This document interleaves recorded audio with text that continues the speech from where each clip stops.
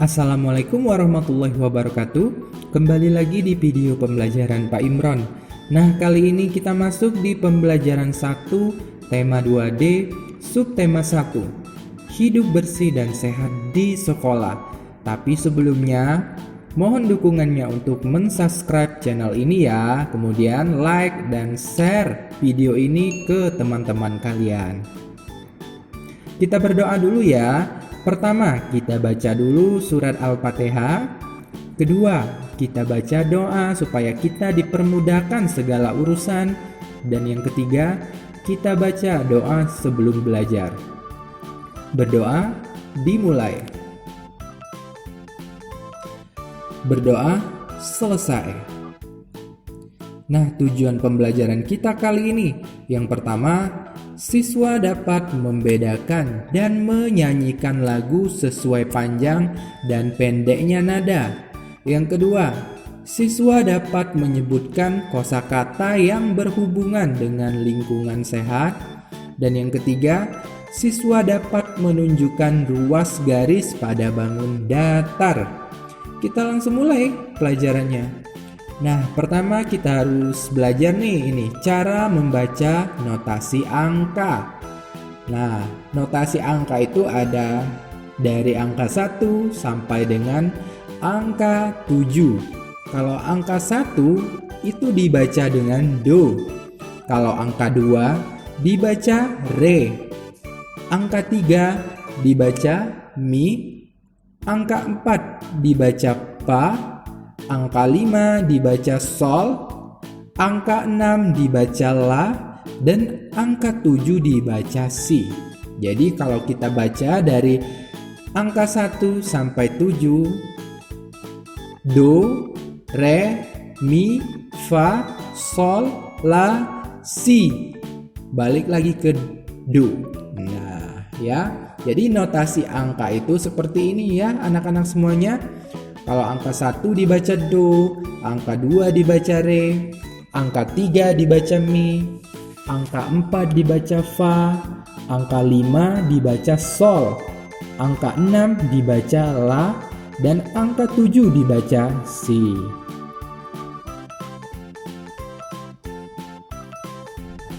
Nada 1 dibunyikan 1 ketukan. Nada 1 garis di atas dan 1 artinya masing-masing nada 1 atau do dibunyikan setengah ketukan ya. Ini bisa juga kalau misalkan 2 ya anak-anak semuanya. 2 tadi apa? Re. Misalkan di sini notasi angkanya 2 sama berarti dibunyikan 1 ketukan. Dan nada ini misalkan 2 dan 2 berarti re.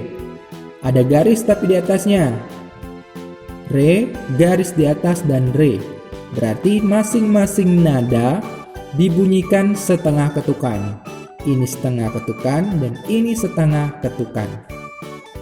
Kemudian nada fa titik atau nada notasi angka titik. Artinya dibunyikan 2 ketukan ya.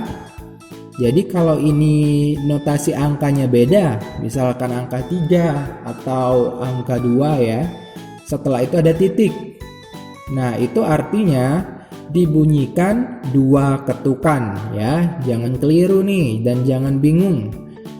Walaupun angkanya di sini beda, tetapi kalau sesudahnya ada titik, berarti ini dibunyikan 2 ketukan, ya. Dan selanjutnya, nada notasi 1 titik 0 dan ada garis di atasnya. Berarti ini nada notasi 1 atau do dibunyikan 1/2 ketukan. Ya, boleh ini notasi angkanya berbeda. Yang penting kalau misalkan dia notasinya 3, misalkan 3 ya, kemudian ada titik, dan ada garis di atasnya dan ada angka 0 di sini. Berarti nada tersebut dibunyikan 1,5 ketukan ya. Kemudian kalau misalkan nada titik garis di atas 0, artinya angka 0 merupakan tanda istirahat. Angka 0 ada garis di atas dibunyikan setengah ketukan ya. Pak Imron ulangi, kalau ada titik dan angka notasi angkanya 0 dan ada garis di atasnya, berarti angka 0 ini adalah tanda istirahat ya, dan angka 0 yang ada garis di atasnya dibunyikan setengah ketukan. Misalkan ini nada titik notasi angka 3 dan ada garisnya. Ini sama sebenarnya dengan yang ini ya. Sama, bedanya notasi angkanya kalau di sini 0 berarti tidak dibunyikan, dan kalau di sini 3. 3 ini berarti dibunyikan. Apa bunyi notasi angka 3? Mi ya. Kalau angka 1 do, kalau angka 2 re, kalau angka 3 mi. Dibunyikan berapa ketukan? Setengah ketukan. Seperti itu ya anak-anak semuanya. Kita lanjut nih. Nah, sekarang di sini ada lagu Bersih dan Sehat. Silakan kalian dengarkan lagu Bersih dan Sehat. Jagalah lingkunganmu agar bersih selalu. Jagalah lingkunganmu agar sehat selalu. Kebersihan bakal kesehatan. Kesehatan sangat diperlukan. Hidup bersih terjadikan sehat. Hidup sehat kerja pun giat.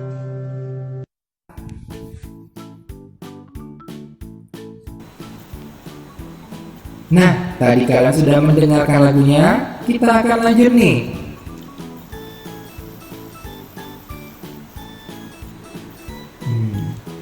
Ayo membaca. Nina dan Adi selalu menjaga kebersihan diri sendiri. Nina selalu menjaga kesehatan tubuh. Bacalah percakapan Nina dan Adi berikut bersama teman sebelahmu. Nah, kita baca nih percakapan ini. Nina dulu ya. Ayo kita cuci tangan dulu di. Mengapa harus cuci tangan, Kak? Cuci tangan berguna untuk membersihkan kuman di tanganmu. Oh, begitu ya, Kak. Jika kamu malas mencuci tangan, kamu bisa sakit perut. Baik, Kak. Adi akan cuci tangan dulu. Nah, kita sudah nih membaca percakapannya tadi. Di percakapan tadi ada siapa saja tadi? Ada Nina dan Adi ya. Kemudian di sini ada beberapa pertanyaan nih. Lihat nih. Nah, coba simpulkan isi percakapan Nina dan Adi. Apa kesimpulannya? Coba kita lihat dulu tadi. Ayo kita cuci tangan dulu di. Mengapa harus cuci tangan, Kak? Cuci tangan berguna untuk membersihkan kuman di tanganmu. Oh, begitu ya, Kak. Jika kamu malas mencuci tangan, kamu bisa sakit perut. Baik, Kak. Adi akan cuci tangan dulu. Kesimpulannya di sini tentang Nina yang menyarankan Adi untuk mencuci tangan supaya tidak sakit. Nah, itulah kesimpulannya. Nina menyarankan Adi untuk cuci tangan agar tidak sakit. Itu dia kesimpulannya. Kemudian pertanyaan kedua, bagaimana pendapat Adi tentang saran Nina? Oh, ini ya pertanyaan nomor 1 dulu. Bagaimana pendapatmu tentang saran Nina? Saran Nina baik ya. Tadi Nina menyuruh Adi untuk mencuci tangan. Itu adalah saran yang baik.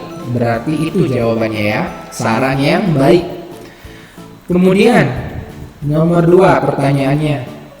Bagaimana pendapat Adi tentang saran Nina? Kita lihat pendapat Adi bagaimana.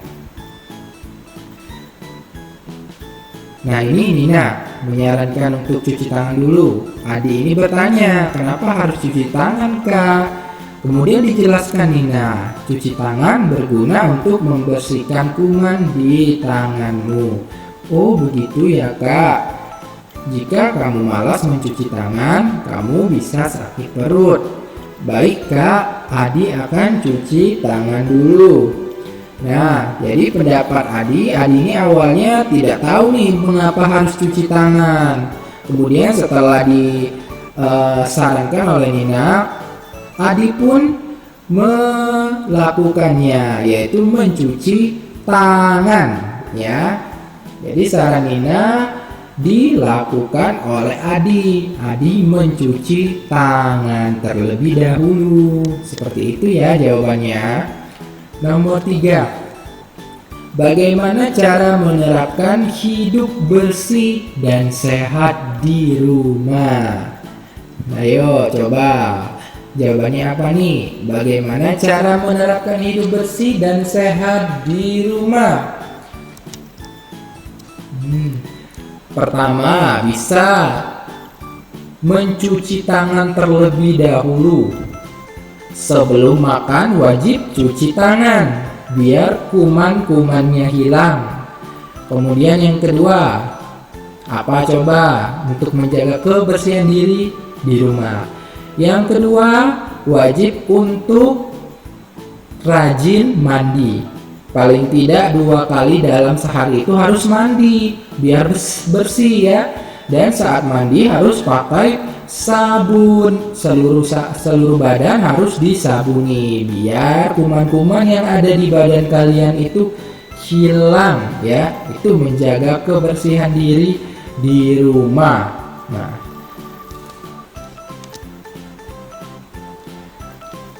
kemudian pertanyaannya yang nomor 4. Apakah kamu mencuci tangan sebelum dan sesudah makan? Ayo coba anak-anak jawab. Kira-kira kalian kalau makan, sebelum makan itu cuci tangan dulu gak? Dan sesudah makan cuci tangan juga enggak? Nah, kalian harus rajin nih cuci tangan. Apalagi sekarang sedang ada pandemi corona ini ya, harus rajin-rajin cuci tangan. Sebelum makan harus wajib cuci tangan, dan sesudah makan wajib juga cuci tangan ya anak-anak semuanya. Nah, sekarang di sini ada beberapa kata nih. Ada beberapa kata dan kata-kata ini memiliki artinya masing-masing dan artinya ada di sebelah sini. Tetapi masih acak-acakan nih. Ya artinya, dan kita disuruh mencari atau memasangkan kata sesuai dengan artinya yang ada di samping di sini ya. Bersih. Bersih ini artinya apa? Coba kita lihat di sini. Bersih benar nggak kalau artinya keadaan tidak sehat? Salah ya. Tidak terkena kotoran. Kira-kira benar nggak? Benar ya. Kalau kuman artinya keadaan tidak sehat. Benar gak? Tidak benar. Ini sudah ada artinya. Kita lanjut di sini. Bebas dari penyakit. Benar atau tidak? Arti kuman itu bukan ya. Kalau makhluk hidup kecil penyebab penyakit. Benar nggak itu arti kuman? Benar, arti kuman adalah makhluk hidup kecil penyebab penyakit. Jadi kuman ini yang dapat menyebabkan penyakit itu. Kemudian sakit artinya apa? Sakit itu artinya keadaan tidak sehat ya. Dan yang terakhir, sehat artinya apa? Sehat artinya bebas dari penyakit itu ya. Nah, sudah kita hubungkan satu persatu nih. Bersih artinya tidak terkena kotoran. Kuman artinya makhluk hidup kecil penyebab penyakit. Sakit artinya keadaan tidak sehat. Dan sehat artinya bebas dari sakit. Kita lanjut. Nah, ayo mengamati. Setelah mencuci tangan, Nina mengeringkan tangan menggunakan lap tangan. Perhatikan bentuk lap tangan Nina. Lap tangan berbentuk bangun datar. Bagian tepi lap membentuk ruas garis. Perhatikan gambar berikut. Nah, lihat nih. Ini gambar apa tadi? Gambar lap tangan ya tadi. Lap tangannya berbentuk bangun datar ya. Lihat nih. Bentuknya seperti ini. Ini dinamakan bangun datar ya anak-anak semuanya. Dan bangun datar ini memiliki ruas garisnya. Yang mana sih Pak ruas garis itu? Nah, ruas garis itu yang ini. Nah, bagian terluarnya ini. Nah, ini namanya ruas garis nih. Ini ruas garis. Ini ruas garis juga yang bagian terluar ini. Ini juga ruas garis nih. Nah, ini juga ruas garis. Kemudian lihat di sini. Tunjukkan ruas garis pada bangun datar berikut. Yang mana aja ruas garisnya? Ini lihat. Ruas garisnya itu ada di bagian sini. Terluarnya, ya. Ini adalah garisnya. Nah, ini garis. Ini ruas garis juga, lihat nih. Yang Pak Imran tunjuk ya. Ini ruas garis juga. Ini juga ruas garis. Selanjutnya yang ini. Ini ruas garis. Nah, ini di bawahnya juga ruas garis. Ini juga ruas garis. Dan ini ruas garis. Nah, yang ini. Mana nih ruas garisnya? Ini ya, ini ruas garis. Nah, lihat nih ada biru yang agak terang ini. Ini ruas garisnya. Ya, warna biru yang agak terang. Ini juga ruas garis. Ini juga ruas garis. Nah, kalau yang ini, mana ruas garisnya? Ini dia, yang warnanya hijau agak terang. Dan bagian terluar, ini ya ruas garisnya. Ini juga dan ini juga ruas garisnya. Ya, sudah paham ya di mana ruas garis itu? Ruas garis itu terletak di bagian terluarnya ya. Nih, yang ininya. Kalau yang ini bagian dalam namanya, bukan ruas garis di ini. Yang ini ruas garis itu ya. Sudah paham semuanya ya? Nah, pembelajaran kita sudah selesai nih kalau kalian sudah paham semuanya. Jangan lupa di subscribe ya channel ini dan like juga. Sebelum kita selesai, kita berdoa dulu. Kita membaca surat Al-Asr. Berdoa dimulai. Berdoa selesai. Wassalamualaikum warahmatullahi wabarakatuh.